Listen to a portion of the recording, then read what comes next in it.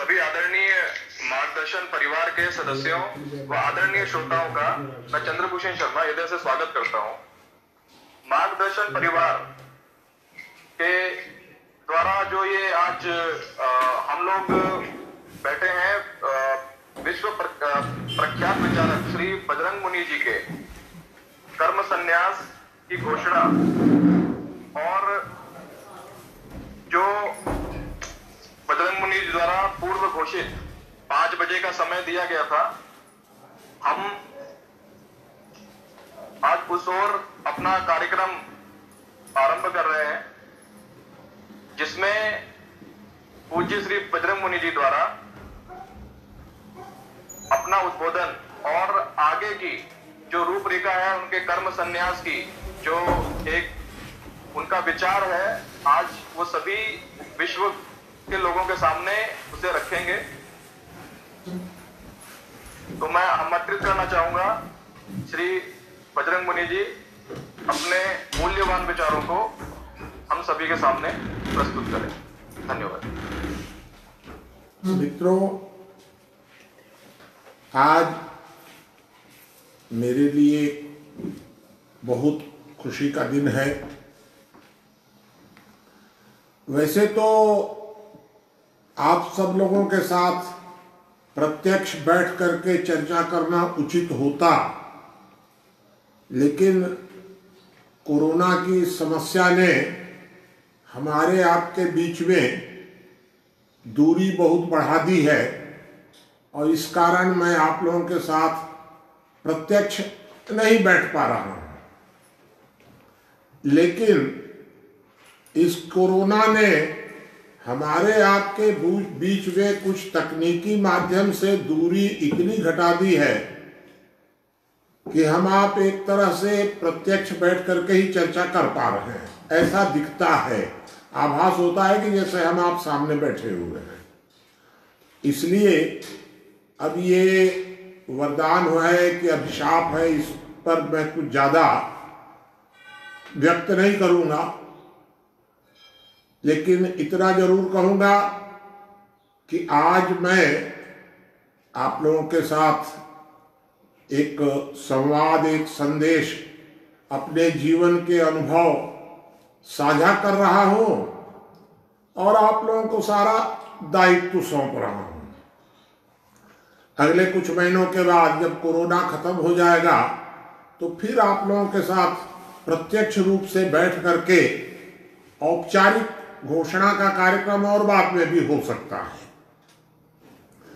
मैं आपको ये स्पष्ट कर दूं कि मैं अपने को सारी दुनिया का सबसे अधिक प्रसन्न व्यक्ति अनुभव कर रहा हूं, सारी दुनिया का।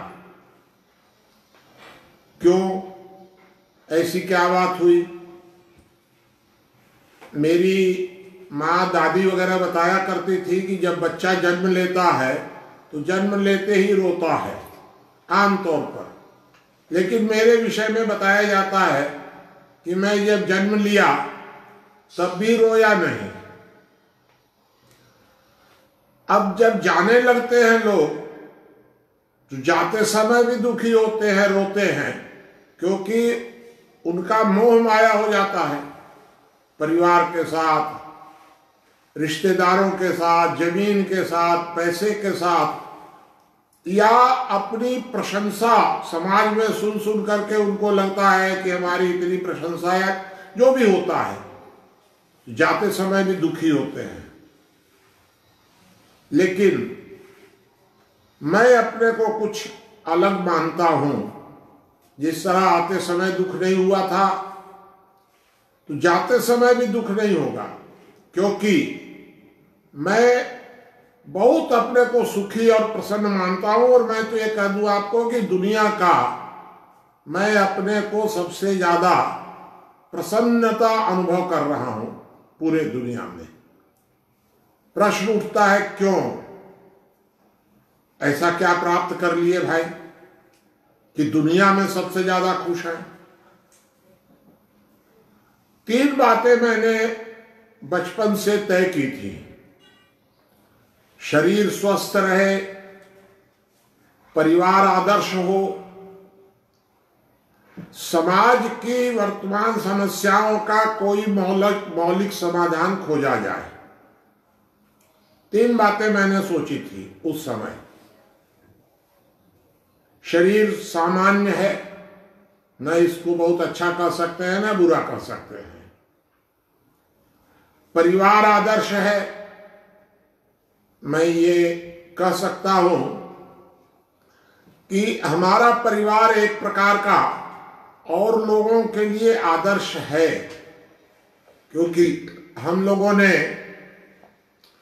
बचपन से ही कुछ पारिवारिक सिस्टम अलग बनाया जो आप सबसे कुछ भिन्न है, और उस भिन्नता का परिणाम है कि आज मुझे अपनी पारिवारिक व्यवस्था पर गर्व अनुभव हो रहा है कि हमारा परिवार आदर्श है। वो आदर्श है तो वो मेरे कारण नहीं है, सिस्टम बदलने के कारण है। और एक तीसरा कार्य था कि समाज के विषय में कुछ मौलिक, आप सब जानते हैं कि वर्तमान जो कालखंड है, यह कालखंड कुछ भिन्न है। हमने शुरुआत कहां से की थी? सतयुग से। तो सतयुग से हम लोग प्रारंभ किए और कहां आकर के पहुंच गए? कलयुग तक। और कलयुग में भी चौथा चरण, अर्थात हमारा समाज, विश्व समाज गिरावट के अंतिम चरण में है। अब इससे आगे गिरावट होने की कोई गुंजाइश नहीं है, क्योंकि ये चौथा चरण है। लोग कहते हैं कि ये कलयुग का प्रभाव है। युग का प्रभाव नहीं होता है। वास्तव में जो मानव स्वभाव है, मनुष्य के अंदर जो बदलाव होता है, उस बदलाव का युग के रूप में आकलन होता है। तो सतयुग से गिरते गिरते हम लोग वहां तक आ गए कि इसके नीचे जाने की कोई गुंजाइश नहीं है। इसका अर्थ यह है कि ये युग परिवर्तन का समय है, क्योंकि आगे इसके आप अगर आगे जाएंगे तो सतयुग आएगा। आएगा कैसे? क्या हमको ऐसा बदलाव करना पड़ेगा कि युग परिवर्तन हो? तो वह युग परिवर्तन कोई प्रकृति से या ईश्वर से मानते हैं, कुछ लोग मानते होंगे, मैं नहीं मानता। मैं तो यह मानता हूं कि युग परिवर्तन के लिए भी अगर ईश्वर भी युग परिवर्तन करेंगे तो हमारे ही सब हम आपके साथ माध्यम से ही तो करेंगे ना, कोई डायरेक्ट वहां से तो भेज नहीं देंगे। तो मैंने ये अनुभव किया कि अपने सारे जीवन काल में ये जो तीसरी समस्या है समाज की, उसका युग परिवर्तन का एक सूत्र मैंने खोजा पूरे अभी तक मिलाकर के, कि युग परिवर्तन कैसे होगा, क्या करना पड़ेगा और उसका बीज क्या होगा। और इसलिए आज मैं अपने को बहुत प्रसन्न अनुभव करता हूं कि मैं किसी एक निष्कर्ष तक पहुंच सका। मैं बचपन में, जब मेरी उम्र करीब 15 वर्ष रही होगी, तो मैंने 15 से भी कम, तब मैंने सोचना शुरू किया समाज शास्त्र पर। क्या है समाज शास्त्र? अब तब मैंने सारी दुनिया का आकलन किया कि हम ऊपर जा रहे हैं कि नीचे जा रहे हैं। हम माने समाज नीचे जा रहा है कि ऊपर जा रहा है। एक बात मुझे ये समझ में आई कि भौतिक उन्नति बहुत तेजी से हो रही है सारी दुनिया की। हर मामले में हम ऊपर जा रहे हैं, आगे जा रहे हैं। विज्ञान के मामले में आगे जा रहे हैं और सब मामले में भौतिक उन्नति से आप समझ गए होंगे। भौतिक उन्नति में हम बहुत ऊपर जा रहे हैं और नैतिक पतन उतनी ही तेज गति से होता जा रहा है। ये सतयुग से कलयुग भौतिक उन्नति के कारण या भौतिक पतन के कारण नहीं आता है, नैतिक पतन का आकलन होता है उससे कि आपका अगर नैतिक पतन होता जाएगा तो सतयुग से आप कलयुग की ओर बढ़ते जा रहे हैं। तो सारी दुनिया में भौतिक उन्नति हो रही है, नैतिक पतन हो रहा है। मैं खुद अनुभव करता हूं इस बात को। तो मेरे जन्म से लेकर अगर आज तक का अनुभव किया जाए तो सारी दुनिया में नैतिक पतन बढ़ा ही है, घटा नहीं है, और भौतिक उन्नति हुई है। एक प्रश्न खड़ा होता है कि आखिर ये भौतिक उन्नति के साथ नैतिक पतन क्यों जुड़ा हुआ है। चिंता का विषय है, लेकिन है तो जुड़ा हुआ तो है, क्योंकि प्रत्यक्ष दिख रहा है सब कुछ। दूसरी बात, अगर हम लोग समझें सारे दुनिया के बारे में, शिक्षा का विस्तार बहुत तेज गति से हो रहा है और ज्ञान घट रहा है। क्यों घट रहा है आखिर? अगर शिक्षा बढ़ रही है तो ज्ञान को भी बढ़ना चाहिए, लेकिन ज्ञान घट रहा है। हम शिक्षा पर जोर दे रहे हैं बहुत अधिक। सारी दुनिया प्रगति का मापदंड शिक्षा को बना रही है, ज्ञान का आकलन नहीं हो रहा है किसी का। ये एक समस्या तो है ये सारी दुनिया की कि शिक्षा लगातार बढ़ती जाए और ज्ञान घटता चला जाए। तीसरी बात, मैं बहुत शॉर्ट में अपनी बात रख रहा हूं आपके सामने, विषय बहुत लंबा है इसलिए। तीसरी बात कि संचालक और संचालित के बीच दूरी बढ़ती जा रही है। संचालक माने सत्ता और संचालित मतलब लोग, हम लोग। आप सारी दुनिया का अगर सर्वे करके देखिए,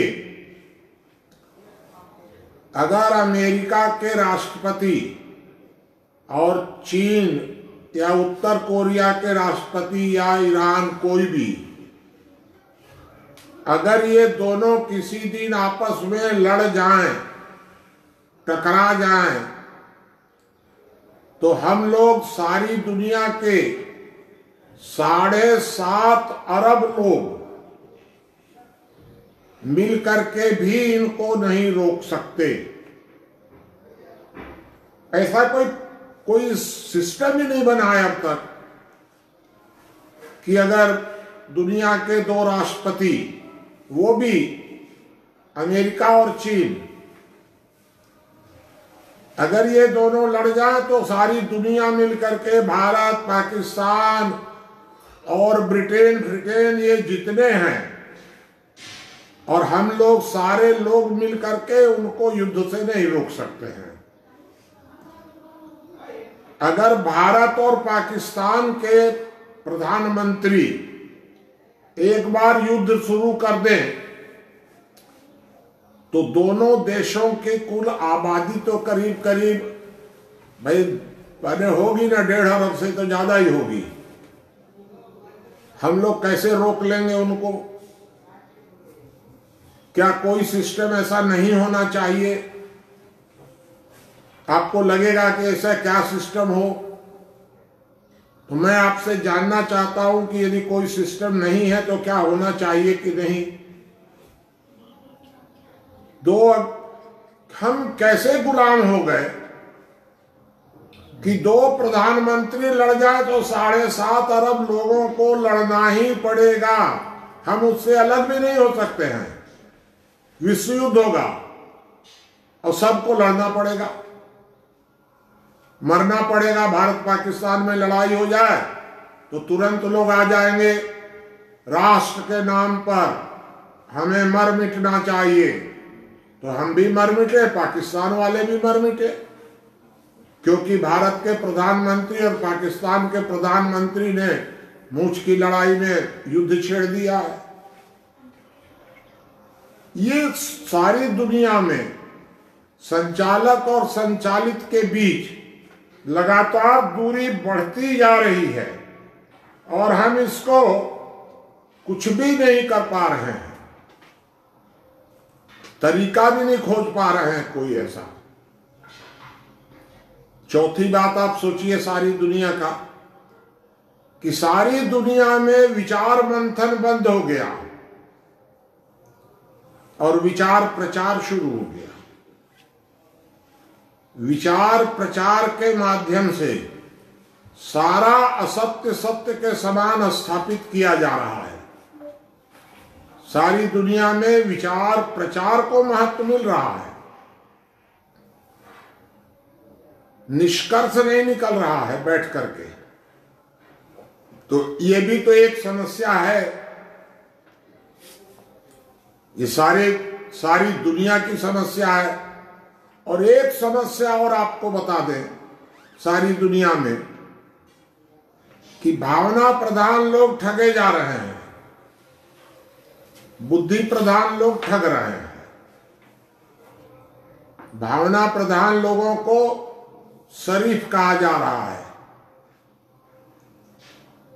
तो भावना प्रधान लोग ठगे जाएं, शरीफ लोग ठगे जाएं और चालाक लोग ठग लें। दोनों में अंतर क्या होता है शरीफ और चालाक में? ये दोनों में बहुत अंतर होता है। पहला तो मैंने आपको ये बता दिया कि शरीफ आदमी जो होता है वो आसानी से ठगा जाता है, चालाक आदमी ठग लेता है। शरीफ आदमी त्याग करता है और जो धूर्त होता है वो संग्रह करता है। दोनों प्रसन्न है, त्याग करने वाला भी खुश है, संग्रह करने वाला भी खुश है। परेशान हम लोग हो रहे हैं, आप बताइए, ठगा जा रहा है, ये ठग ले रहा है, लेकिन हो रहा है। तो दोनों प्रसन्न हैं। हर धूर्त ये चाहता है कि सामने वाला शरीफ बना रहे, और इसलिए कहता क्या है, तुम कर्तव्य करो। तो शरीफ आदमी को कहेगा कर्तव्य करो और स्वयं अधिकार की चिंता करेगा। हर नेता अधिकार की चिंता करता है। हर धर्म गुरु कर्तव्य की शिक्षा देता है हम लोगों को कि तुम कर्तव्य करो, त्याग करो। हम त्याग करें, हम कर्तव्य करें, वो संग्रह करें। हम मतदान करें और वो मत संग्रह करें। और साथ में क्या कहते हैं, हर आदमी को जरूर वोट देना चाहिए। भले भूखे रह जाओ, मर जाओ, लेकिन वोट जरूर दो, क्योंकि आप जब तक दान नहीं करेंगे तब तक वो संग्रह कहां से करेंगे। ये शरीफ और चालाक के बीच में लगातार दूरी बढ़ती जा रही है, लगातार। ये भी एक विश्व संकट है। अब ये विश्व संकटों को मैंने जब आकलन करना शुरू किया तो मेरी तो लिस्ट लंबी होती चली गई। अभी तो मैंने आपको 4-5 बताया, तो मुझे लगा कि ये सारी दुनिया आगे कहां जा रही है। ये तो सारी दुनिया ही नीचे जा रही है। इसका मतलब मैंने 1955 में यह निष्कर्ष निकाला कि हम कुल मिलाकर पीछे जा रहे हैं। मैंने आपके सामने 2-3 उदाहरण रखे दुनिया के। मैंने सोचना शुरू किया कि भाई मेरा सरीखा व्यक्ति, साधारण आदमी एकदम क्या कर सकता है इस मामले में, दुनिया के मामले में। मैंने कहा कि मेरे बस का नहीं है, बहुत बहुत बड़ा काम है, ये तो असंभव है। क्या है, हम भारत से शुरू करें, क्योंकि मैंने सुन रखा था कि भारत विश्व गुरु रहा है, सारी दुनिया की समस्याएं भारत हल करता था। मैंने सुन रखा था ये सब पूरा कि भारत इस तरह से था सब। तो मैंने ये सोचा कि हम भारत से शुरू करें। 1956 में, मतलब 1 साल के बाद ही मैं इस निष्कर्ष पर आ गया कि यह शुरुआत भारत से करनी चाहिए, हम विश्व की चिंता नहीं कर पाएंगे। तो मैंने भारत का आकलन करना शुरू किया कि भाई भारत की क्या स्थिति है, जरा आकलन तो करें। तो जब भारत को देखना शुरू किया तो मैंने यह अनुभव किया कि भारत में तो वर्ग संघर्ष बढ़ाया जा रहा है। गांधी कहते थे वर्ग समन्वय, तो गांधी के जाते ही शुरू हो गया वर्ग संघर्ष। सारे नेता 100%, 99 नहीं, 100% नेता वर्ग संघर्ष में लग गए थे। हिंदू को मुसलमान से लड़ा दो, सवर्ण को अवर्ण से झगड़ा करा दो, महिलाओं को पुरुषों के साथ लड़ा भिड़ा दो, गरीब और अमीर को लड़ा भड़ा भिड़ा दो, शहर गांव सब जितना हो सकता है वर्ग संघर्ष बढ़ाओ। मैं अनुभव करता था उस समय 16 वर्ष की उम्र में कि नहीं, वर्ग तो 2 ही होते हैं, एक होता है शरीफ, एक होता है बदमाश। ये क्या गरीब और अमीर को लड़ा दो, तो क्या सारे गरीब शरीफ होते हैं कि सारे अमीर बदमाश होते हैं? क्या सारी महिलाएं शरीफ होती हैं, सारे पुरुष अत्याचारी होते हैं? सब में सब प्रकार के लोग होते हैं, लेकिन 100% नेता वर्ग संघर्ष में लग गए भारत में, आज भी लगे हुए हैं। उस समय मैंने अनुभव किया कि ये जाति के नाम पर, धर्म के नाम पर ये वर्ग संघर्ष बढ़ाया जा रहा है। तो ये तो भाई बहुत बड़ी समस्या है हमारे लिए कि वर्ग संघर्ष लगातार बढ़ता रहे। फिर मैंने अनुभव किया उस उम्र में कि ये भारत में संसदीय लोकतंत्र है। क्या होता है संसदीय लोकतंत्र भाई? आप पूरा अगर लोकतंत्र का इतिहास देखेंगे भारत का, तो लोकतंत्र की डिफिनीशन क्या होती है? लोकतंत्र की परिभाषा होती है संविधान का शासन।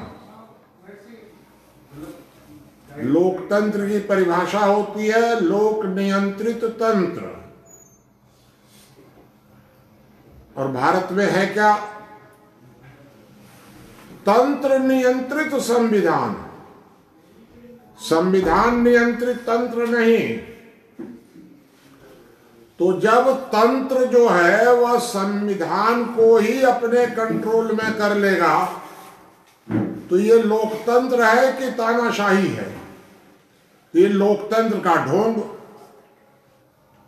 मैं अनुभव किया उसी समय, उसी बचपन में ही, ये लोकतंत्र कहाँ है।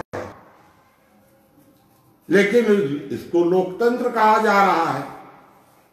आगे चल करके तो सारा अनुभव हुआ ही कि भारत का कैसा लोकतंत्र। गांधी के मरते ही लोक नियंत्रित तंत्र को नेताओं ने बैठ करके बना दिया लोक नियुक्त तंत्र। लोकतंत्र की परिभाषा बदल दी। सन 51 में नेहरू जी ने फिर परिभाषा बदली और उस परिभाषा को कर दिया संसदीय लोकतंत्र। 1973 में न्यायपालिका ने फिर परिभाषा बदल दी और लोकतंत्र को कह दिया न्यायपालिका सर्वोच्च। लोकतंत्र क्या है ये न्यायपालिका भी तय करेगी, परिभाषित करेगी।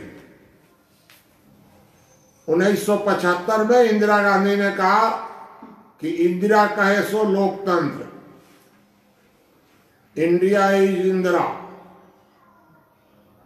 तो वो लोकतंत्र की नई परिभाषा आ गई।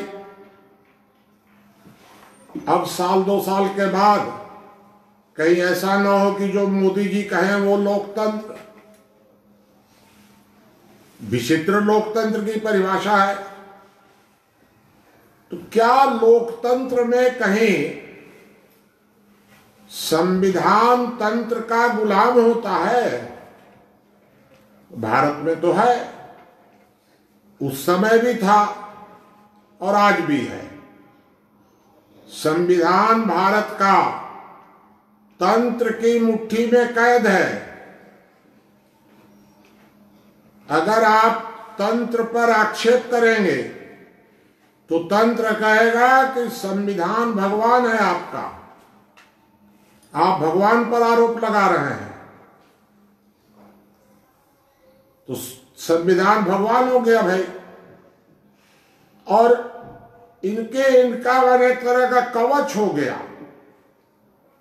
तो संविधान जो है वो तंत्र का बाएं हाथ में तो कवच है, उनको सुरक्षा देता है, और दाहिने मुट्ठी में कैद है, जब चाहे तब संशोधन कर दे। इसको लोकतंत्र कैसे कहें हम? ये भी एक प्रश्न था उस समय कि भाई इसको हम लोकतंत्र कहें कि तानाशाही कहें, क्या कहें। एक बात और मेरे समझ में उस समय आई बचपन में कि भारत तो पहले विचारों का निर्यात करता था भाई। सारी दुनिया को हम विचार भेजते थे। ऐसा क्या हुआ कि भारत विचारों का आयात करने लग गया? आंख बंद करके नकल होने लग गई। मैंने अनुभव किया कि ये हमारा संविधान है, अक्षरशः नकल किया हुआ है विदेशों का। कुछ उस देश का ले लिया, कुछ उस देश का लिया, कुछ उस देश का ले लिया, ले करके एक संविधान बना दिए। ये संविधान रूपी जो किताब है ये विदेशों की नकल है, भारत का इसमें क्या है? तो भारत विचारों का निर्यात करता था और भारत वैचारिक धरातल पर इतना कंगाल हो गया कि हम आयात करने के लिए मजबूर हैं।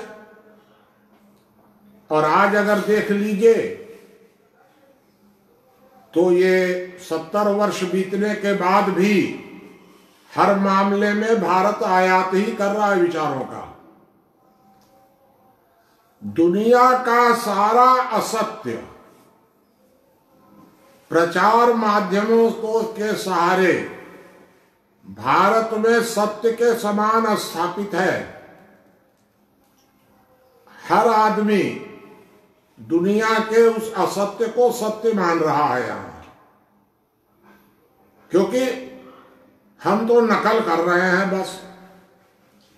चिंतन मंथन बंद दुनिया में तो होता ही नहीं है प्राय। भारत में होता था, भारत में हो गया बंद। और जब चिंतन मंथन बंद हो गया तो निर्यात कहां से करेंगे? आप जरा विचार करिए, अपने दिमाग में सोचिए कि भारत में कैसे कैसे विद्वान पुराने जमाने में हुए थे। किस जमाने में, जब भारत को कहा जाता था गडेरियों का देश, सांपों का देश, पता नहीं क्या क्या किंवदंतियां थी भारत के विषय में। बहुत पिछड़ा हुआ, एकदम बैकवर्ड भारत, सब बैकवर्ड थे हम लोग। तब यहाँ वैचारिक धरातल पर थे तो कपिल, कणाद, गौतम, चरक, सुश्रुत, पता नहीं क्या क्या, कितने नाम आपको गिनावे हम। ऐसे ऐसे विद्वान पैदा हुए। कोई वाग्भट हो क्या, चलिए कोई भी। बाद के कालखंड में भी, पुराने कालखंड को छोड़ दे, तब भी हमारे यहाँ चाणक्य सरीखे लोग हुए, पाणिनि हुए, दुनिया को संदेश दिए। और बाद का सोच लीजिए, गुलामी काल में भी भारत में स्वामी दयानंद हुए, विवेकानंद हुए, गुलामी काल में भी। इन दोनों का भी स्तर पुराने लोगों से तो कमजोर था, क्योंकि वो लोग किसी और युग में थे, ये लोग किसी और युग में थे, लेकिन फिर भी बहुत अच्छा स्तर था। अब हम अगर विचार करें तो गांधी हुए, तो गांधी भी हुए, दुनिया के लिए मार्गदर्शक हुए ना। आज भी गांधी को मानती है सारी दुनिया, तो गांधी एक मार्गदर्शक हुए गुलामी काल में। और स्वतंत्र भारत में गांधी के जगह जयप्रकाश से काम चला रहे हैं हम लोग। अब जयप्रकाश चले गए तो अन्ना हजारे ही गांधी बन गए। चलिए काम चलाऊ हो गए। अब अन्ना हजारे चले जाएंगे तब मट्टी के मूर्ति से काम चलाना पड़ेगा, क्योंकि हम गांधी पैदा नहीं कर सकते। हम स्वामी दयानंद और विवेकानंद पैदा नहीं कर सकते। हम नकल कर सकते हैं, असल गांधी नहीं बना सकते हैं। तो बताइए, नकल करने से हम विचारों का निर्यात कर पाएंगे क्या? मैंने सोचना शुरू किया, भाई हुआ क्या आखिर, ये क्या कारण है भारत में कि हम आगे नहीं बढ़ पा रहे हैं, पीछे क्यों जा रहे हैं? गांधी के जगह गांधी नहीं बना पा रहे हैं। जाना तो आगे चाहिए ना, तो रह गए पीछे। क्यों हुआ ऐसा? उसका मुख्य कारण मैं आपको बता दूं कि गांधी चले आगरा से दिल्ली के लिए कि हम दिल्ली पहुंच जाएंगे 11 दिन में। मथुरा में गांधी की हत्या हो गई। अब गांधीवादियों से पूछा गया कि तुम किस रास्ते पर चलोगे, तो कहे गांधी के पद चिन्हों पर चलेंगे। तो अब गांधीवादी चलते कहां से हैं? आगरा से मथुरा, मथुरा से आगरा। गांधी को जाना था दिल्ली, अब गांधीवादी रह गए आगरा से मथुरा। स्वामी दयानंद को किस रास्ते पर जाना था? अब हो गए हम लोग दयानंदी हो गए। तो दयानंदी हो गए तो दयानंद ने जो लाइन खींच दी उसके आगे नहीं जाना है ना। तो ये हम लोग नकल करने लग गए एकदम। कोई मुसलमान हो ही नहीं सकता है, क्योंकि मोहम्मद के आगे तो जाएगा नहीं। तो मोहम्मद साहब ने शुरुआत की थी, असल खोजा था। गांधी ने कुछ असल खोजा था और हम नकल खोज रहे हैं। चश्मा गांधी का, नाम गांधी का, दुकानदारी नकल करके दुकान चलाना चाहते हैं। तो उन्होंने खोजा असल और हम नकल कर रहे हैं, तो हम कभी क्या निर्यात कर पाएंगे? नकली माल निर्यात नहीं होता है, सही माल होगा तब तो निर्यात होगा। चिंतन करिएगा नहीं, मंथन करिएगा नहीं, कुछ करना नहीं है और कहिएगा कि न आयात करिए। ये भी एक बहुत बड़ी समस्या हमारे लिए मैंने समझ में आ रही है। एक समस्या मैंने और देखा कि भारत में परिवार व्यवस्था और समाज व्यवस्था, इन दोनों को तोड़ दिया गया, कमजोर कर दिया, राज्य व्यवस्था हावी हो गई। शासक जो था वो शासन माने तंत्र, तंत्र हो गया मालिक और हम लोग हो गए गुलाम। मैंने अनुभव किया उस बचपन में कि हमें क्या क्या अधिकार है। तो आपको ये बता दें कि हमें क्या क्या अधिकार प्राप्त है। तो हमको एक ठो अधिकार प्राप्त है वोट देने का। इस अधिकार के अतिरिक्त कोई ऐसा अधिकार प्राप्त नहीं है जो राज्य की मर्जी पर न हो। कोई अधिकार, हम क्या खाएंगे, राज्य चाहे तो अनुमति दे, नहीं तो न दे। सारे अधिकार राज्य ने हमारे छीन लिए एकदम। हमारे बोलने की सीमा राज्य बना सकता है, संपत्ति की सीमा बना सकता है, जो चाहे सो कर सकता है, क्योंकि वह मालिक है। मालिक की मर्जी पर मालिक जितनी स्वतंत्रता देगा उतना हम उपयोग कर सकते हैं। तो ये भी एक बहुत विचित्र बात है। तो ये एक बड़ी समस्या मैंने अनुभव की। तो इन लोगों ने किया क्या कि इन लोगों ने संविधान से परिवार को बाहर कर दिया, गांव को बाहर कर दिया, परिवार और गांव बाहर, और घुसाया किसको, जात। संविधान में घुसा दिया जात, क्योंकि झगड़ा कराने वाला, तो जात का झगड़ा घुसा दिया, हिंदू मुसलमान संविधान में डाल दिया और परिवार को बाहर कर दिया। अब इनको मूर्ख कहें कि धूर्त कहें, ये एक अलग बात है, वो अभी का मेरा विषय नहीं है। तो मैंने जब अनुभव किया कि सारी समस्याओं की जड़ राजतंत्र की तानाशाही से शुरू हो रही है, तो हमको लगा कि तंत्र गलत है, मतलब राज्य गलत है। तंत्र माने एक तरह का राज्य मान लीजिए भाई, न्यायपालिका, विधायिका, कार्यपालिका, यही सब तो है। तो मैंने 1957 में अनुभव किया कि सबसे ज्यादा गड़बड़ी कहाँ हो रही है भारत में, सारी समस्याएं पैदा हो रही हैं तंत्र से। तो अगर तंत्र पर कोई बदलाव होगा तो ठीक होगा। तो मैं 57 में राजनीति में घुस गया। अब 57 में मैंने चुनाव लड़ा दिया नगर पालिका का, जीत गए हम लोग, नगर पालिका का चुनाव भी जीत गए। 1965 में तो मैं स्वयं, मेरी 1965 में उम्र थी 25 वर्ष, तो मैं नगर पालिका का चेयरमैन बन गया।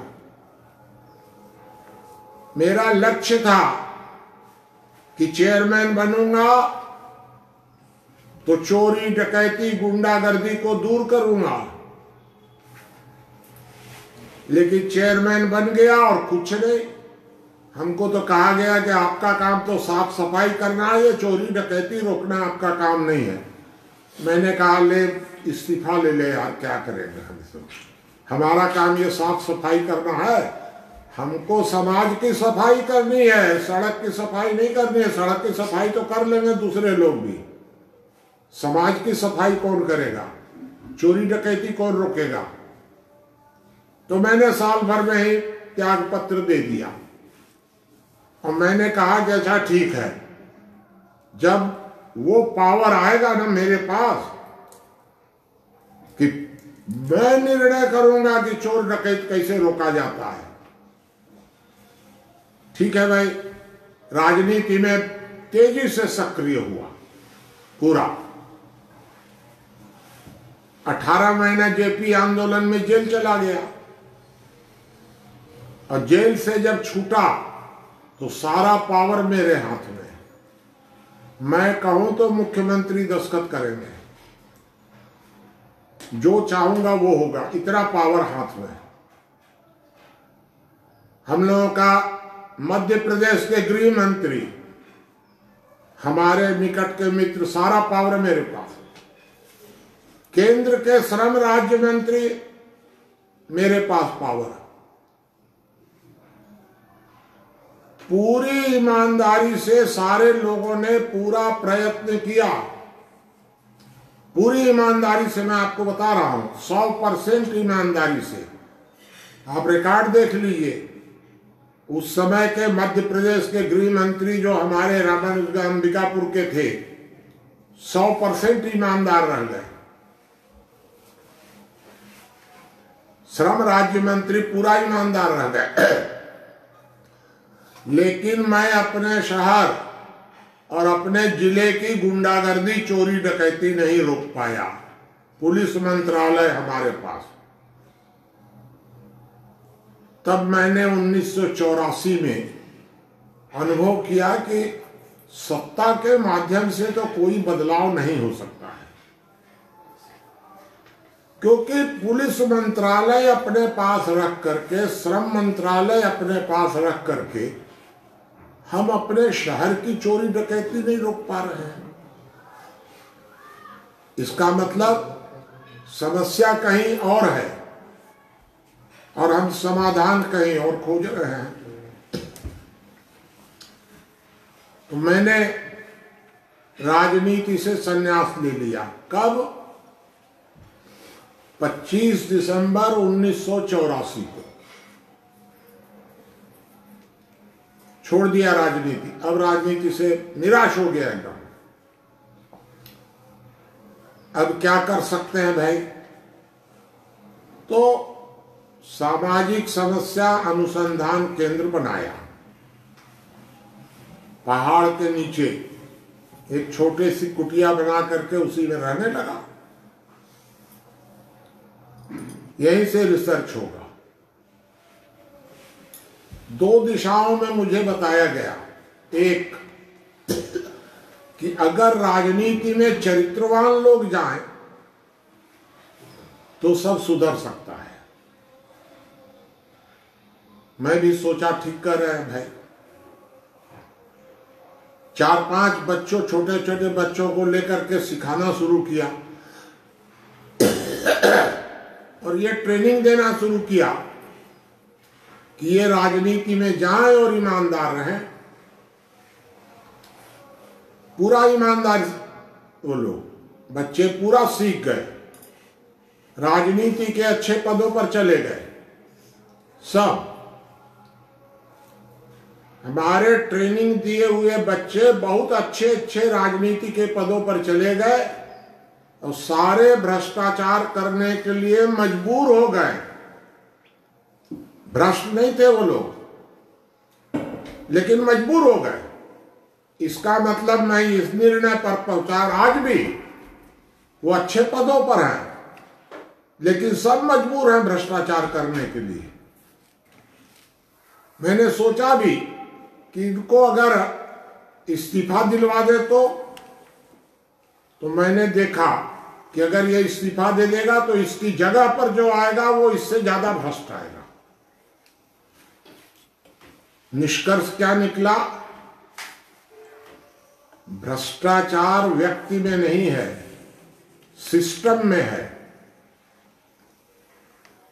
सिस्टम व्यक्ति को गलत दिशा में ले जा रहा है। फिर वही युग वाली बात आ गई कि कलयुग का प्रभाव पड़ रहा है।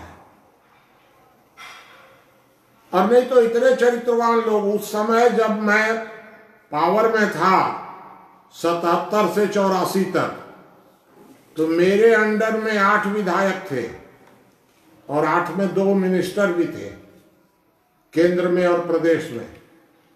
8 ईमानदार थे, रिकॉर्ड है 8 का।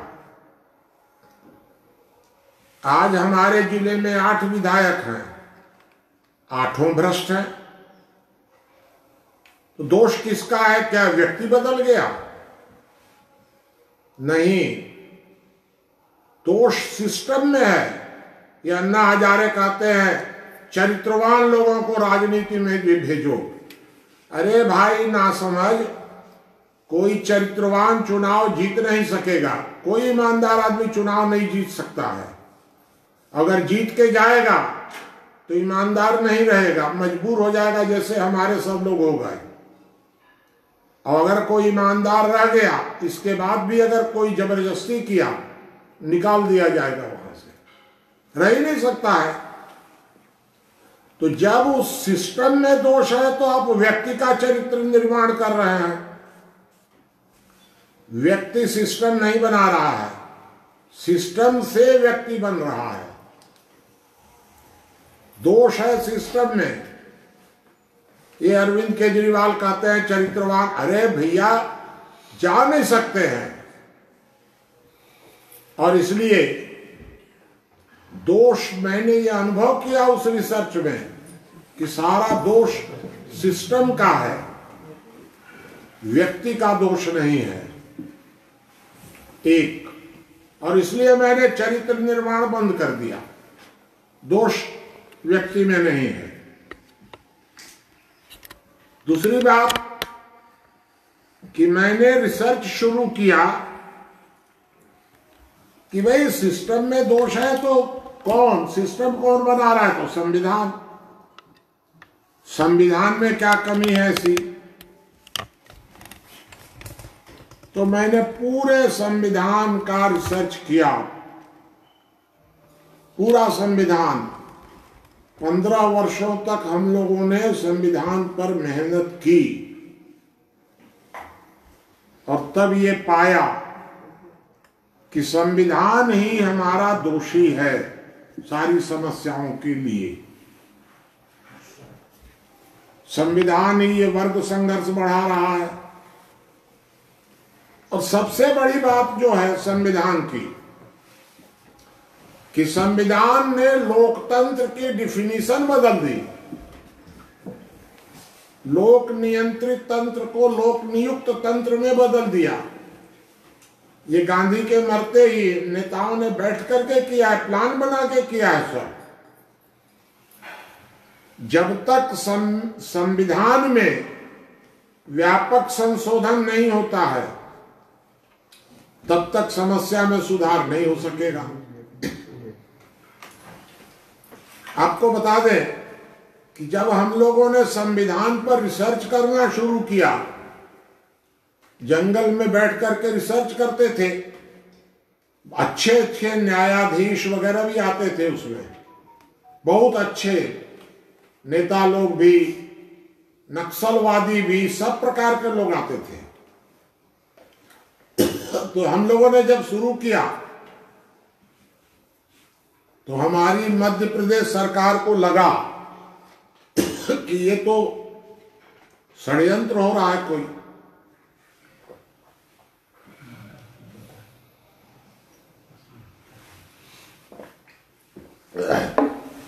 मध्य प्रदेश सरकार ने, वो थे अपने दिग्विजय सिंह जी, सारा तहस नहस सब कर दिया गया हम लोगों का। फिर हम लोग गए हाई कोर्ट, गए हाई कोर्ट से लड़ाई जीते चलिए। वो बहुत बड़ा मामला है। उसमें आपके बीच में रामचंद्र जी दुबे भी बैठे हुए हैं इसी में, और दुबे जी भी उस लड़ाई में हमारे साथ, ये 95-96 की लड़ाई बता रहे हैं आपको। दुबे जी आते थे, अर्पित अनाम जी बैठे हुए हैं, अनाम जी आते रहते थे, कर्नाटक वाले एमएच पाटिल अभी जीवित हैं, वो थे, बहादुर सिंह यादव थे, और बहुत लोग थे। चलिए, तो उस लड़ाई को हम लोग जीत गए, क्योंकि हमारी मध्य प्रदेश सरकार को लगा कि ये संविधान पर रिसर्च कर रहे हैं, संविधान पर, संविधान तो भगवान है। खैर चलिए, 1999 4 नवंबर को हम लोग इस नतीजे पर पहुंच गए कि संविधान दोषी है, और अगर सिस्टम बदलना है तो संविधान में व्यापक संशोधन होना चाहिए। गांधीवादी मित्र हमारे साथ सब जुड़े हुए थे, करीब करीब और भी लोग थे, लेकिन मुख्य मार्गदर्शन गांधीवादियों का था। सबकी सलाह हुई कि एक शहर में प्रयोग करके देखिए, नए संविधान के अनुसार आप शहर को चला के देखिए तो सारे हिंदुस्तान को हम बता सकेंगे कि इस तरीके से चलेगा। तो मुझे बना दिया गया नगर पालिका का चेयरमैन। 25 दिसंबर 1999 को मैं चुनाव जीत करके नगर पालिका रामानुजगंज का चेयरमैन बन गया। नए संविधान के मुताबिक चलाएंगे, मैं ऑफिस नहीं जाऊंगा। अजय बैठा हुआ है, अजय गुप्त, ये हमारे साथ काम किया उस समय नगर पालिका में। मैं ऑफिस नहीं जाऊंगा। शुक्रवार को रामानुजगंज की जनता नगर पालिका कार्यालय में बैठकर जो भी निर्णय करेगी वो कानून होगा। सैकड़ों लोग आते थे, शुक्रवार की शाम को बैठते थे, वही प्रस्ताव पारित होता था और वही प्रस्ताव कानून बन जाता था। रामानुजगंज को अपराध नियंत्रित घोषित कर दिया गया। रामानुजगंज में चोरी और डकैती अगर हो जाएगी तो नगर पालिका जिम्मेदार है। हम लोग पूरा सफल हो गए 5 साल में नए संविधान के मुताबिक। तो रामानुजगंज को हम लोगों ने आदर्श शहर घोषित कर दिया पूरे भारत का, क्योंकि हम लोग अपने संविधान पर चल रहे थे। अब 5 साल पूरा हो गया, अब तो नया चुनाव आ गया। भाई मेरा कार्यकाल तो पूरा हो गया, दोबारा तो चुनाव लड़ नहीं सकते हैं, क्योंकि फिर अब कोई आदिवासी लड़ेगा या महिला लड़ेगी मेरी जगह। और मेरा काम भी पूरा हो गया, क्योंकि मैं तो प्रयोग करके दिखा दिया कि अगर लोक स्वराज्य होगा, सत्ता का केंद्रीकरण होगा, अगर स्थानीय इकाइयों को अधिकार दिया जाएगा तो समस्याएं खत्म हो जाएंगी। केंद्रीयकरण नहीं होना चाहिए, सिद्ध किया। अब मैं सोचा, हम लोगों की राय बनी सबकी, कि अब दिल्ली के नेताओं को चल करके समझाया जाए कि समाधान क्या है। तो मैं उनको समझाऊं कि देखिए समाधान ये है, इस तरह का संविधान होना चाहिए और इस तरह के गांवों को, नगरों को ये अधिकार दिया जाना चाहिए, परिवारों को अधिकार दिया जाना चाहिए, सब समस्याएं सुलझ जाएगी। तो मैंने सोचा कि नेताओं को समझाया जाए, धर्म गुरुओं को समझाया जाए। अपना झोला डंडा उठाया, दिल्ली चला गया, 5 साल दिल्ली में रह गया और नेताओं को समझाना शुरू किया। हर चीज नेता समझ गए, लेकिन एक लाइन भी करने को तैयार नहीं हुए। क्यों? क्योंकि अगर इनकी बात मान लेंगे तो फिर पावर क्या रहेगा हमारे पास? जनता मालिक हो जाएगी और नेता गुलाम हो जाएगा, ये कैसे चलेगा? जनता को तो गुलाम ही रहना चाहिए। और इसलिए हमारे सारे नेताओं ने कहा कि सुशासन चाहिए, हम स्वशासन के पक्षधर नहीं हैं।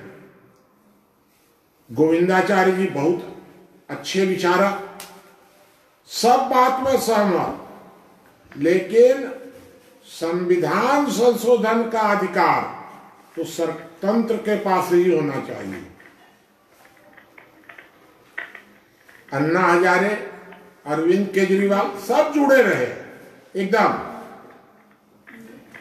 अच्छी तरह जुड़े रहे हमारे साथ, बहुत बड़े बड़े लोग।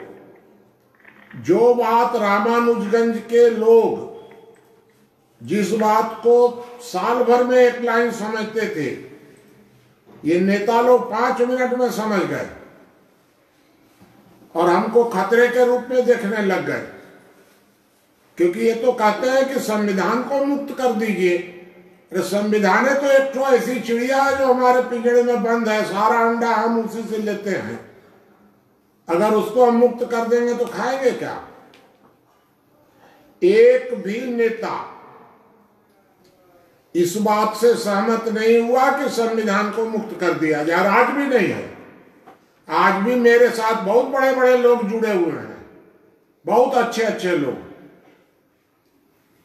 एक भी नेता सब बात में सहमत है, स्वशासन के लिए सहमत नहीं है, संविधान को मुक्त करने के लिए सहमत नहीं है। हार थक्के में 2008 अक्टूबर नवंबर में लौट गया, फिर अंबिकापुर आ गया, लौट के बुद्धू घर को लौट आया यहाँ। और तब मैंने ये महसूस किया, मैं वानप्रस्थ तो वहां ले लिया था दिल्ली में, क्योंकि मैं आर्य समाज से जुड़ा हुआ हूं। तो जब मेरी उम्र 65 के आसपास हो गई तो मैंने सोचा कि अब हमको वानप्रस्थ ले लेना चाहिए। तो 70 की उम्र हो गई थी उस समय, करीब करीब, चलिए जो भी। तो यहां आकर के मैंने ये महसूस किया अंबिकापुर में कि अब हमको और तेज गति से काम करने की जरूरत है। तो मैंने यहां बैठ करके अपने परिवार के लोगों से कहा कि भाई तुम लोग हमको मुक्त करो। तो मैं 25 दिसंबर 2008 को एक बड़ा कार्यक्रम रख करके अंबिकापुर में परिवार मुक्त हो गया।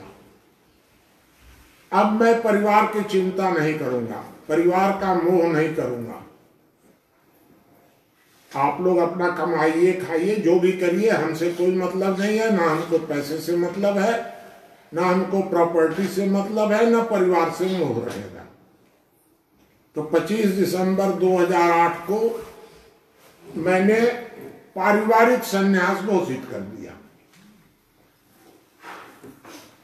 25 दिसंबर नहीं, अक्टूबर 2012 में मैंने अपने सारे रिश्तेदारों को, नातेदारों को बुला करके और कह दिया कि भाई मैं आप लोगों से अब मुक्त, शादी विवाह और कोई रिश्तेदारी, सब मेरी रिश्तेदारी सब खत्म, मैं अब रिश्तों से मुक्त। हमको तो युग परिवर्तन की दिशा में जाना है, रिसर्च करना है। तो मैं अब आप लोगों से इतने दिन निभाना हो गया भाई, चलिए। तो 2012 में मैंने परिवार से तो पहले ही मुक्ति ले ली थी, रिश्ते नाते सब छोड़ दिए। फिर धीरे धीरे सोचता रहा, समझता रहा, पूरा ग्राम सभाओं के बारे में समझा। चलिए धीरे धीरे आगे बढ़ते हैं अब इस मामले में भी।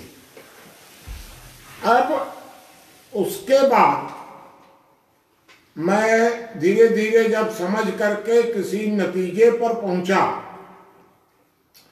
कि समस्या का समाधान इस तरह हो सकता है, तब मैं चला गया ऋषिकेश 2017 में, और ऋषिकेश वहां गंगा के किनारे बैठ करके, या 2018 के अप्रैल में गया हूँगा, 2 साल वहां गंगा किनारे बैठ करके एक प्रकार से वैचारिक तपस्या की मैंने। ना एकांत में बैठ करके, गंगा किनारे बैठ करके चिंतन, क्या समाधान क्या हो सकता है, जो मैं सोच रहा हूं क्या इसका उपाय क्या हो सकता है। 2 साल वहां ऋषिकेश में बैठकर मैं इस निष्कर्ष तक पहुंचा कि समाधान सिर्फ यही है, इसके अलावा वर्तमान में कोई समाधान नहीं है। यही बीज हो सकता है समाधान का। 2 साल में वहां मैं इस निष्कर्ष तक पहुंचा, और तब मैंने 2020 मार्च में ऋषिकेश छोड़ा, और मैं कहा कि अब चलो, अब संदेश देते हैं समाज को। तो ऋषिकेश छोड़ करके आ गया रायपुर। अब जब रायपुर आकर के और संदेश देने का टाइम आया, तब तक कोरोना आ गया। तो कोरोना आ गया, कोरोना में फिर रह गए भाई। अब ये कोरोना अभिशाप हुआ कि वरदान हुआ, ये पता नहीं है हमको। आप लोगों से संपर्क टूट गया सब, लेकिन मुझे गंभीर सोचने चिंतन करने का अवसर भी प्राप्त हुआ। यहां बहुत अच्छा अवसर प्राप्त हुआ, और तब मैंने अपने सारे अनुभव मतलब सन 55 से लेकर और 2020 तक जो भी मैंने अनुभव किया, उस सारे अनुभव को यहां बैठ करके लिपिबद्ध किया, और एक छोटी सी पुस्तक के रूप में अपने अनुभव उसको एक पुस्तक के रूप में दिया। और उस करीब 140 पेज की है, 500 विषय उसमें होंगे, 500-600 विषय संक्षेप में। चलिए, तो वो मैंने लिपिबद्ध किया, और लिपिबद्ध करने के बाद मुझे ये लगा, देखिए मैं आपको एक बात बता दूं कि मैं बहुत पहले तय कर चुका था, घोषित कर चुका था कि 2024 में मैं संन्यास ले लूंगा, काम छोड़ दूंगा, सब कर्म संन्यास ले लूंगा 24 में। लेकिन मुझे ये लगा कि जिस तरह आजकल ये बीमारी बढ़ रही है, पता नहीं 24 आएगा कि नहीं आएगा, क्या होगा। क्योंकि एक समस्या है हम लोगों के बीच में,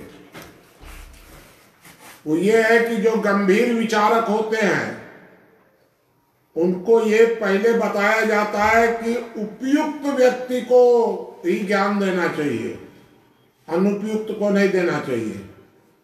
उपयुक्त व्यक्ति मिलता नहीं है, अनुपयुक्त को देते नहीं है, सारा लिए दिए मर के लेके चले जाते हैं। ये भी तो अच्छी बात नहीं है। सारा रिसर्च आप किए और मर गए, लेके चले गए सब। अच्छा है कि अपने जीवन काल में हम देके जाएं। तो मैंने ये सोचा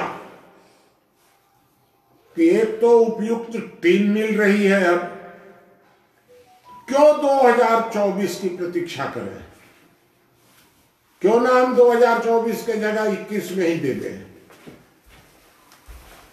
क्यों ना आज ही उनको चार्ज दे दें, अभी से ही। ये सोच करके मैंने घोषित किया कि 25 दिसंबर 2020 को मैं अपने को एक तरह से मुक्त समझूं और आप लोगों को सारा चार्ज दे दूं, एक कमेटी बना करके। क्योंकि यहां इस प्रकार का वातावरण बना धीरे धीरे इसलिए आज का दिन मेरे लिए एक प्रकार से महत्वपूर्ण है कि मैं आप लोगों को यह दायित्व सौंप रहा हूं सबको। आप इसको आगे बढ़ाइए अब, क्योंकि गांधी जी से एक गलती हुई थी, मैं आपको बता दूं। गांधी जी के जीवन में सब कुछ ठीक था, लेकिन एक गलती हुई थी कि गांधी जी ने अपने जीवन काल में चार्ज किसी को नहीं दिया। अंत तक सारा निर्णय गांधी जी करते रह गए, मरते तक। परिणाम क्या हुआ? जब गांधी गए तो वैक्यूम पैदा हुआ, शून्य पैदा हुआ, और जो शून्य पैदा हुआ तो उसमें सारे धूर्त आकर के भर गए। गांधी जी की हत्या दो लोगों ने की। एक मूर्ख ने गांधी के विचारों, इस शरीर की हत्या कर दी, मूर्ख ने, और एक धूर्त ने गांधी के विचारों की हत्या कर दी। गांधी, बताइए, गांधी, एक गांधी थे जो मिलती हुई सत्ता को लात मार दिए। मुझे प्रधानमंत्री पद नहीं चाहिए, मुझे राष्ट्रपति पद नहीं चाहिए। भारत जब स्वतंत्र हुआ तो गांधी जी कहां? कलकत्ता में घूम रहे थे उस समय। मुझे यह सत्ता से मतलब नहीं है। एक वो गांधी थे जो मिलती हुई सत्ता को लात मार रहे थे। एक आज आपको भारत में सैकड़ों गांधी मिलेंगे, सैकड़ों, जो नाम रखे हैं गांधी, अपना नाम के साथ गांधी, और कुत्ता सरीखे सत्ता के पीछे दौड़ रहे हैं, दिन रात दौड़ रहे हैं सत्ता के पीछे। ये गांधी है, बताइए। ये नकली गांधी चौपट कर रहे हैं सब। ये तो बड़ी भारी एक समस्या तो है। इसलिए मैंने यह समझा कि अगर गांधी जी अपने जीवन काल में अगर एक टीम खड़ी कर दिए होते और उसको सारा कार्य सौंप दिए होते, शायद वैक्यूम नहीं पैदा होता, गांधी विचारों की हत्या नहीं होती। कहीं मैं भी तो वैसी ही गलती नहीं कर रहा हूं। इसलिए मैंने सोचा कि आज 25 दिसंबर को मेरे कई मित्रों ने मुझे कल से आज तक लिखा कि नहीं, ऐसा आपको नहीं करना चाहिए, ये पलायन हो जाएगा, ये फलाना हो जाएगा, ठिकाना हो जाएगा। हम कहे वो चाहे जो भी हो जाएगा, वो आप सोचिए, मैं तो चार्ज दूंगा, मैं गलती नहीं करूंगा। और इसलिए यही सोच करके आज 25 दिसंबर को मैं आप सब लोगों को जिम्मेदार समझ करके, इतने लंबे समय से आप लोग जुड़े हुए हैं हमसे, इसलिए आप लोगों को सौंप रहा हूं कि अब इस कार्य को आप लोग बढ़ाइए। मैंने अपने जीवन काल में बीज खोज दिया, अब बीज आप बोइए, बीज बोइए, खाद पानी दीजिए, पेड़ तैयार हो जाएगा। बीज खोजना बहुत कठिन है। शून्य को एक करना संभव नहीं है, एक को दो करना उतना कठिन नहीं है। तो मैंने शून्य को एक करके आपको दे रहा हूं, आप उसको मल्टीप्लाई करिए आगे। ये मोटी मोटी बात है। और इसलिए मैं अपने विश्वस्त साथियों को यह कार्य सौंप रहा हूं आज कि आप लोग इस दिशा में आगे बढ़िए। अभी तो मैंने यहां ऐसे 11 लोगों की कमेटी बनाई है कि जो 11 लोग यहां रायपुर में उपस्थित रह सकते हैं।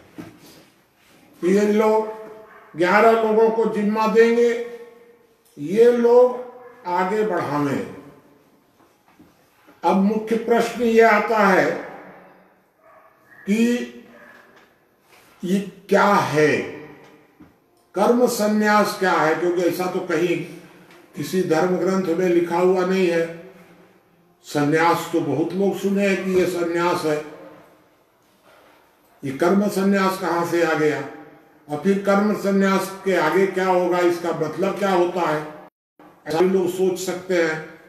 मैं एक बात बता दूं कि मैं धर्म ग्रंथों की नकल करने वाला जीव नहीं हूं। किस धर्म ग्रंथ में क्या लिखा है, दुनिया ने क्या कह रही है, उससे हमको मतलब नहीं है। हम नकल करने वाले नहीं है, हम लोग रिसर्च करने वाले हैं। क्या होगा कर्म संन्यास का मतलब? सिर्फ एक छोटी सी बात है, सिर्फ वो, उससे अधिक नहीं है। और वो क्या है कि मैं अब दायित्वों से मुक्त हो जाऊंगा। दायित्व और कर्तव्य अलग अलग होता है। जैसे मैं आपको सीधी सीधी एक बात बता दूं, अब तक मैं सामाजिक कार्यों में आपके साथ सहभागी था, अब मैं सहयोगी हो जाऊंगा। सहभागिता और सहयोग में बहुत अंतर होता है। सहभागिता का मतलब यह है कि लाभ हानि में मैं जिम्मेदार हूं आपके साथ, अच्छा या बुरा। अब मैं आपको जिम्मा दे दिया, अब अच्छा हो चाहे बुरा हो, मेरे से कोई मतलब नहीं है। अच्छा होगा तो आप सोचिए, बुरा होगा तो आप सोचिए। मैं आपको बाहर से मदद कर सकता हूं। मदद करने वाला लाभ हानि का हिस्सेदार नहीं होता है। कर्म संन्यास का मतलब यह हुआ कि मेरी अब कोई स्वतंत्र सक्रियता नहीं रहेगी, कोई जिम्मेदारी नहीं रहेगी किसी तरह की। मैं स्वतंत्रता पूर्वक आपकी सहायता करता रहूंगा, आप चाहेंगे तो। निर्णय आपको करना है। अब तक क्या था, निर्णय मैं करता था, आप लोग मानते थे, करता था आपकी सलाह से। अब मैं निर्णय नहीं करूंगा, क्योंकि अब मैं मुक्त हूं। आप लोगों को सारा काम जिम्मा दे दिया। बदनामी होगी आपकी होगी, प्रशंसा होगी आपकी होगी, मेरी भूमिका समाप्त हो रही है इसमें से। अब प्रश्न उठता है कि वह बीज क्या है। देखिए, दो बातें बिल्कुल समस्या के रूप में हैं, बीज रूप में मैं आपको बता रहा हूं। एक, सारी दुनिया में मनुष्य के स्वभाव में स्वार्थ बढ़ रहा है और उद्दंडता बढ़ रही है। उच्छृंखलता, उद्दंडता, हिंसा का भाव बढ़ रहा है। हिंसा पर विश्वास हो रहा है सारी दुनिया में, नीचे से लेकर, परिवार से लेकर विश्व तक स्वार्थ बढ़ रहा है। एक, स्वार्थ बढ़ रहा है। स्वार्थ के वशीभूती चालाक लोग शरीफ लोगों को ठग रहे हैं। हिंसा के बल पर ही दुष्ट लोग दबा के रख रहे हैं हम लोगों को। तो स्वार्थ बढ़ रही है और हिंसा बढ़ रही है। अब इसका समाधान क्या होगा? तो इसका समाधान जो मैं खोजा, वो दो समाधान है एकदम साधारण से। एक, व्यक्तिगत संपत्ति को रोक लगा दिया जाए, व्यक्तिगत संपत्ति नहीं रहनी चाहिए। एक, संपत्ति जो भी होगी वो परिवार की ज्वाइंट संपत्ति होगी, व्यक्तिगत नहीं होगी। और दूसरा, स्वतंत्रता परिवार की ज्वाइंट होगी। परिवार में रहते हुए कोई व्यक्ति स्वतंत्र नहीं हो सकता है। ज्वाइंट होगी। परिवार जो है ये कबड्डी टीम की तरह होगा, टीम वर्क होगा परिवार का। चलिए, और आगे इस पर हम लोग विचार कर रहे हैं कि अच्छा, 4 प्लग चाहिए, फोन में चल रहा है, आप बोलते नहीं। ठीक है। तो अब आगे हम लोग विचार करें इस मुद्दे पर कि यह कौन करेगा, स्वार्थ और हिंसा, इसका नियंत्रण कहां से शुरू होगा। तो मेरे विचार से इसका नियंत्रण शुरू होगा परिवार से। अगर परिवार व्यवस्था में थोड़ा सा बदलाव हो जाए तो स्वार्थ भी घट सकता है और हिंसा का भाव भी कम हो सकता है। इस दिशा में हम लोगों को समझने की जरूरत है कि परिवार व्यवस्था, तो पहली बात मैं आपको ये बताया कि शुरुआत व्यक्ति के स्वभाव में करनी है। समाज की चिंता मत करिए, व्यक्ति के स्वभाव से हिंसा और आक्रोश ये दोनों अगर कम हो जाएगा तो आप आश्वस्त रहिए कि काफी कुछ समस्याएं अपने आप सुलझ सकती है। एक बात, समाधान के लिए परिवार सशक्तिकरण होना चाहिए, परिवारों को अधिकार मिलना चाहिए, परिवारों को मजबूत होना चाहिए। इस दिशा में एक काम मैं आपको बता दिया। करना हमको क्या है, व्यक्ति के स्वभाव से स्वार्थ और आक्रोश, इन दोनों पर अंकुश लगना चाहिए।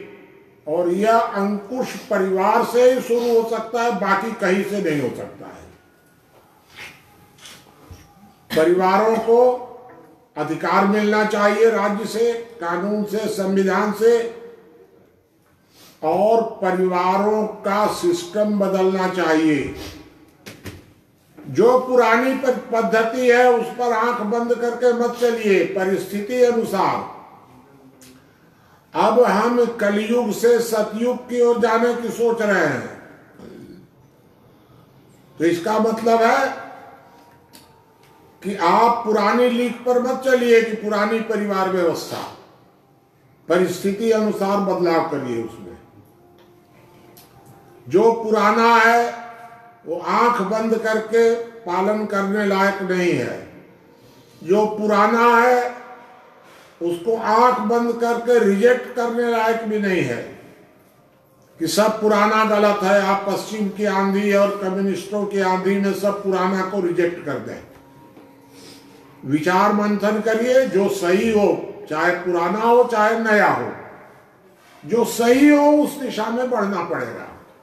तो पहला कार्य क्या है कि हमको परिवार से शुरुआत करनी पड़ेगी व्यक्ति के स्वभाव में बदलाव के लिए, एक। और दूसरा, हमको समाज से शुरुआत करनी पड़ेगी, व्यवस्था समाज की होगी। आज भारत में क्या हो रहा है, धर्म की चर्चा खूब हो रही है, धर्मशास्त्र, राजनीति शास्त्र, अर्थशास्त्र, खूब चर्चा हो रही है तीनों की। और समाज शास्त्र, समाज की परिभाषा नहीं है पता, समाज की क्या परिभाषा होती है, सब उटपटांग।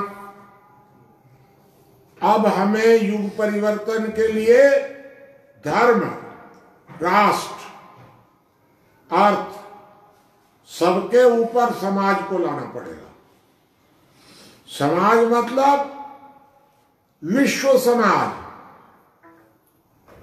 ये समाज के ऊपर राष्ट्र नहीं हो सकता है। और इसलिए मेरा यह सुझाव है आपको कि राष्ट्रवाद से ऊपर उठिए, परिवार को जिंदा कीजिए और जय जगत को जिंदा कीजिए। वसुधैव कुटुंबकम, धरती माता, भारत माता नहीं, धरती माता। तो हमें राष्ट्रवाद से ऊपर उठना है और हमें विश्व व्यवस्था तक जाना है। ये मोटी बात हो गई। दो बात मैं आपको बता दिया कि हमें परिवार से नीचे आना है, राष्ट्र से नीचे परिवार तक आना है, क्योंकि व्यक्ति के स्वभाव में परिवार से बदलाव आएगा और व्यवस्था में विश्व से बदलाव आएगा। विश्व व्यवस्था को बदलना है, सिर्फ भारत तक नहीं। और इसलिए राष्ट्रवाद से भी मुक्ति पाना पड़ेगा हम लोग। तो समाज सर्वोच्च, ये लाइन हम लोगों को पकड़नी है। मैं आप लोगों को जो जिम्मा दे रहा हूं, देश भर में हमारे मानने वाले कई हजार लोग हैं, उनमें भी कुछ लोग बहुत जुड़े हुए हैं। सबको मैं संदेश देना चाहता हूं कि परिवार को सशक्त करिए और विश्व व्यवस्था पर प्रभाव डालिए, विचार मंथन को बढ़ाइए। विचार मंथन होगा तो हम दुनिया को निर्यात कर सकेंगे। एकदम आसान काम है, कोई कुछ झंझट नहीं है। ये दो बातें आपको सूत्र रूप में मैं दे दिया कि व्यक्ति के स्वभाव में बदलाव आना चाहिए और विश्व व्यवस्था को सुधरना चाहिए। ये दो बातें हो गई। अब मैं आगे आ रहा हूं कि यहां मैंने अभी जो 11 लोगों की टीम बनाई है, ये 11 लोगों की टीम, तो देश भर में बहुत लोग हैं हमारे साथ जुड़े हुए, लेकिन ये 11 लोग रायपुर में उपलब्ध हैं। क्योंकि टीम का मतलब कि भाई सबको हर 15 दिन में, महीने में बैठना पड़ेगा, ऑफिस नियंत्रित करना पड़ेगा, योजनाएं बनानी पड़ेगी। तो वो वर्तमान के समय में तो देश भर के लोगों को अभी संभव नहीं है इस कोरोना काल में। तो इसलिए मैंने 11 लोगों की कमेटी यहाँ पर बनाई और वो करीब करीब 11 लोग अभी यहाँ उपस्थित हैं। मैं आपको नाम बता देता हूँ। नमन, ये यहाँ बैठे हुए हैं नमन। एक शानू अग्रवाल, शानू का तो आप लोग प्रत्येक रविवार के शाम को 5 बजे सुनते ही हैं। शानू बैठी हुई है यहाँ पर। अब आगे विक्रम सिंह, ये दिल्ली में हमारे साथ थे और अभी रायपुर में है। तो विक्रम सिंह 3 हो गए। पूनम, बताएं तुम्हारा नाम की? पूनम है ना? दिनेश उर्फ पूनम। तो ये यहाँ बैठे हुए हैं। रवि,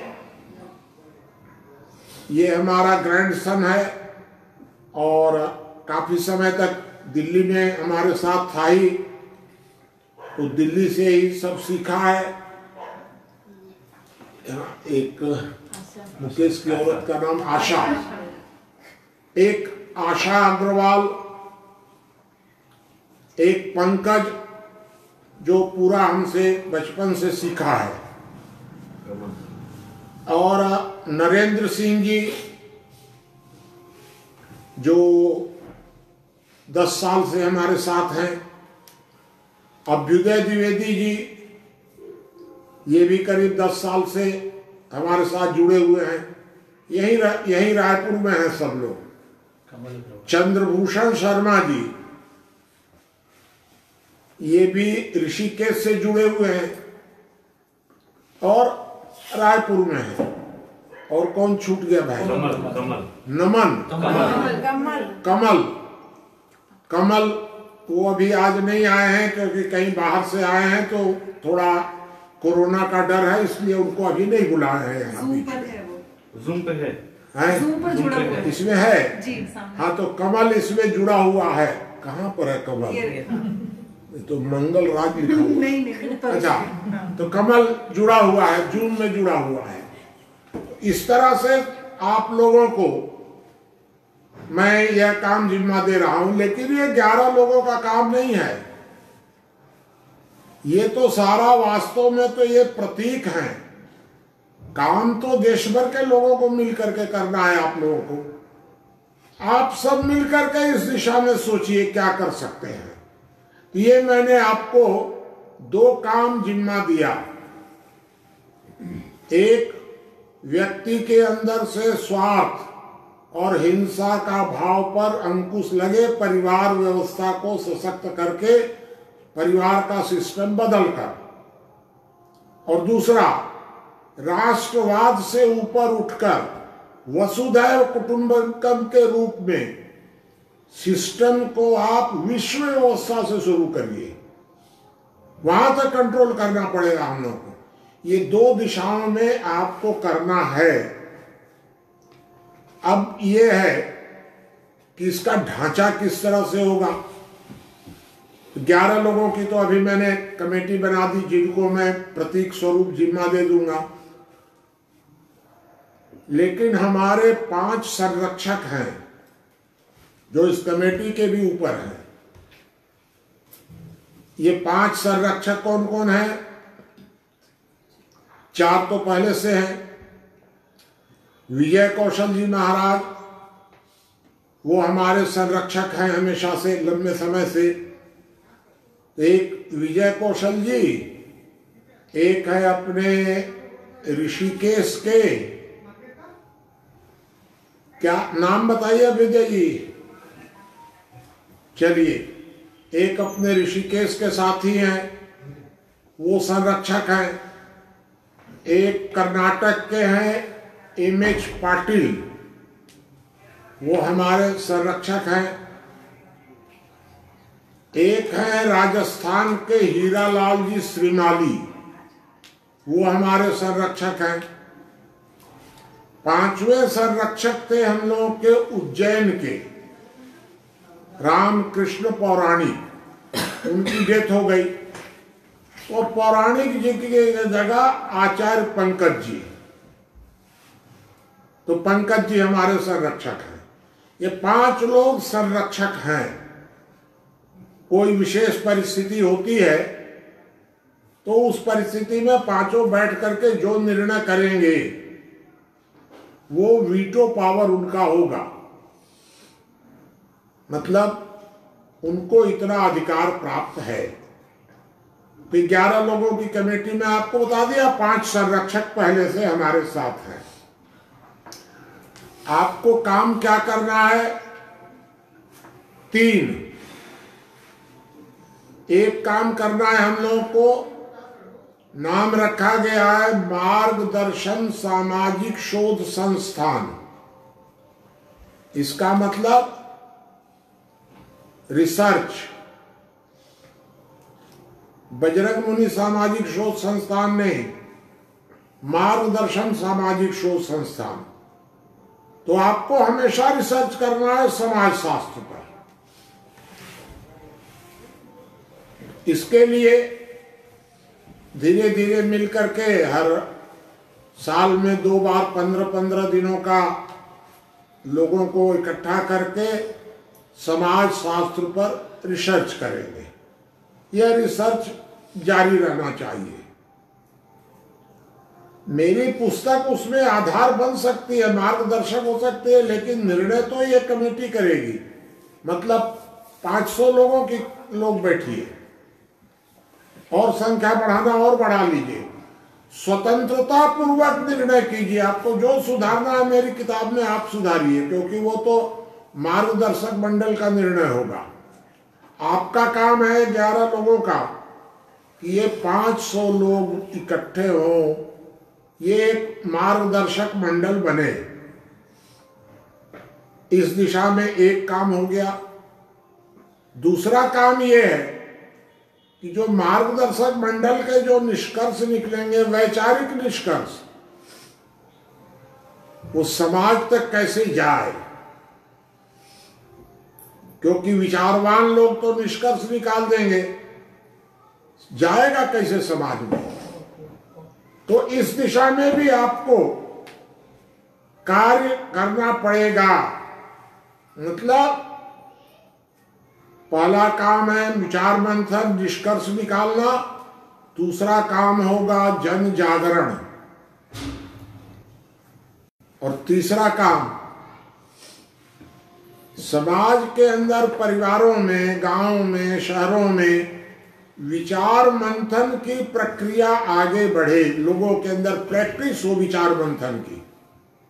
आप लोग भी अपने अपने परिवारों में विचार मंथन को, संवाद, अलग अलग विचारों के लोग बैठ करके अगर कहीं संवाद करते हैं तो झगड़ा हो जाता है, संवाद से डरते हैं। परिवार में भी सारे लोग बैठ जाएंगे तो झगड़ा हो जाएगा।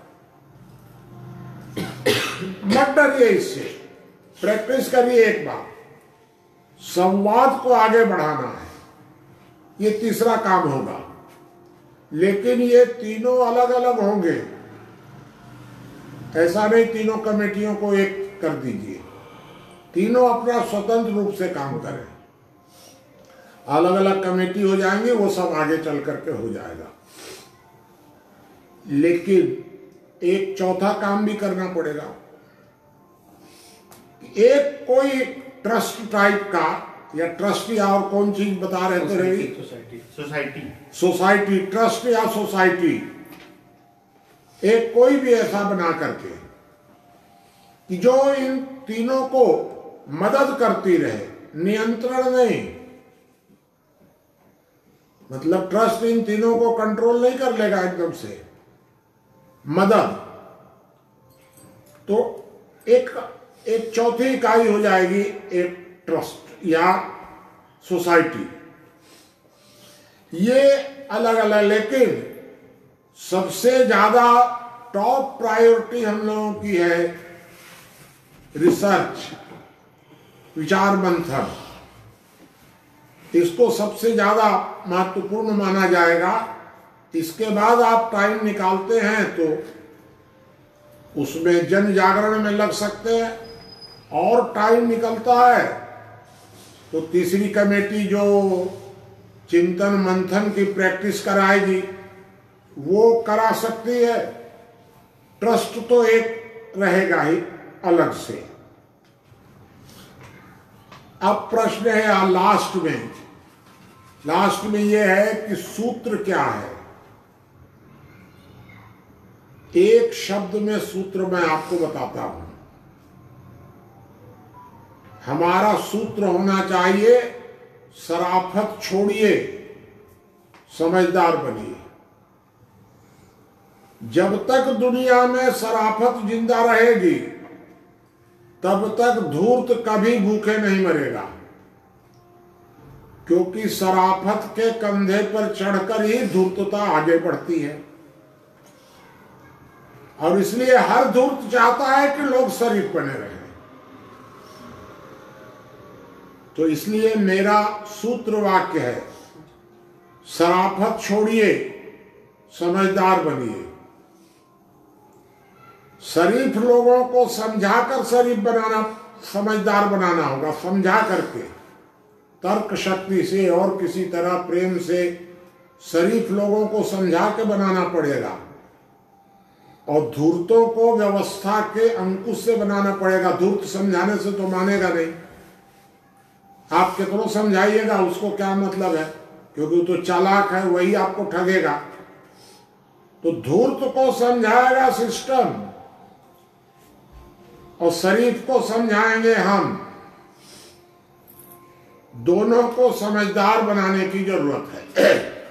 कैसे बनेगा वो आगे चल करके मैं आपको बता दूंगा कभी। यह जानते भी हैं आप लोग। सूत्र वाक्य है, शराफत छोड़िए, समझदार बनिए, सुनिए सबकी, करिए मन की। आप सबकी सुन करके निर्णय स्वयं करिए, किसी को गुरु मत बनाइए वर्तमान समय में, क्योंकि ये गुरु बनाने वाली जो बात है ना, यही आकर के आपके शराफत का दुरुपयोग होता है। इसलिए वर्तमान ये आपातकाल है, सामाजिक आपातकाल। सबकी सुनिए, कोई दिक्कत नहीं है, लेकिन निर्णय स्वयं करिए। तो मैं आपको दो बात बताया कि शराफत छोड़िए, समझदार बनिए, सुनिए सबके, करिए मन की। मैंने जो अपने इस 4-5 महीने में जो अपने जो 80 वर्ष के 82 वर्ष के जो भी अनुभव पुस्तक के रूप में लिखे, ये पुस्तक जो मैंने बनाई है, ये पुस्तक मैं अभी आम लोगों को नहीं दे रहा हूं, क्योंकि ये काफी मतलब चिंतन मंथन की बात है और मैं अपना स्तर समझता हूं, भाषा के आधार पर भी, अन्य मामलों में भी आप लोगों से परामर्श नहीं हुआ है, तो मैं अपने कुछ चुने हुए लोगों को, महत्वपूर्ण लोगों को ये पुस्तक आप लोगों को दूंगा। आप लोग उस पर विचार करके जो भी आपको सुधार लगे आप सुझाव दे सकते हैं। उन सुझावों को देख करके मैं इसको ठीक ठाक करके और अगले 1 साल के अंदर इसको अंतिम रूप से प्रकाशित करके दे दूंगा। अभी ये एक तरह से प्रपोजल है आपके सामने।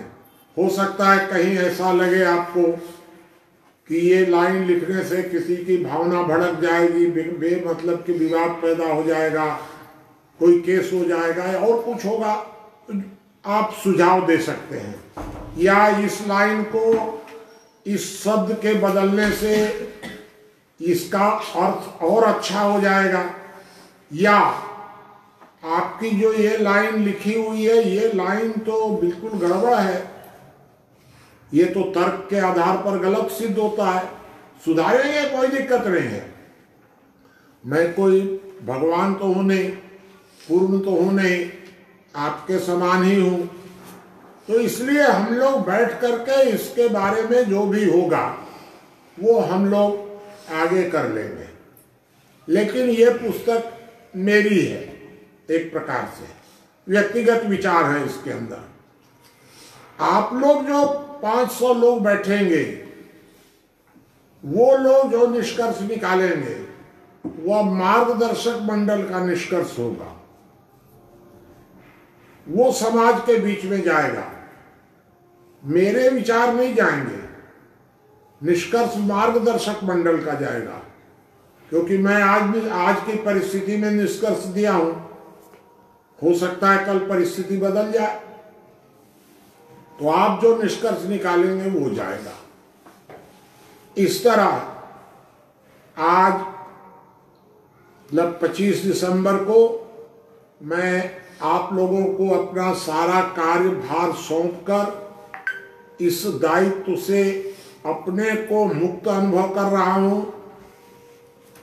आगामी 1 साल तक आप लोगों का सारा मतलब ढांचा तैयार हो जाए, कैसे कैसे आपको करना है, आपको कैसे सोसाइटी बनानी है, ट्रस्ट बनाना है, कैसे बनेगा, कौन किस कार्य को जिम्मा लेगा आपके अंदर,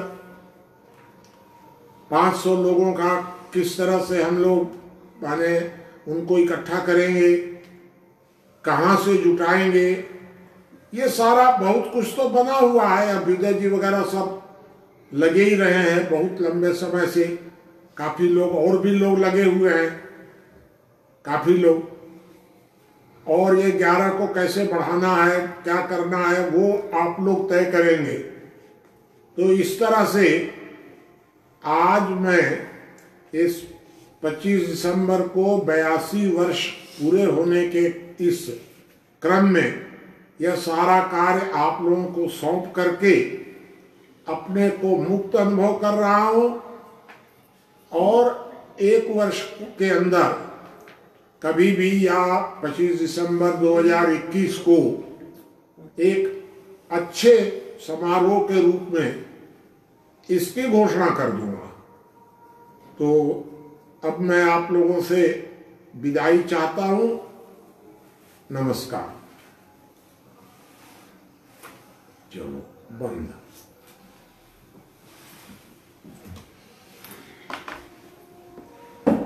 बताओ तो क्या छूटा? तो कोई चीज नहीं।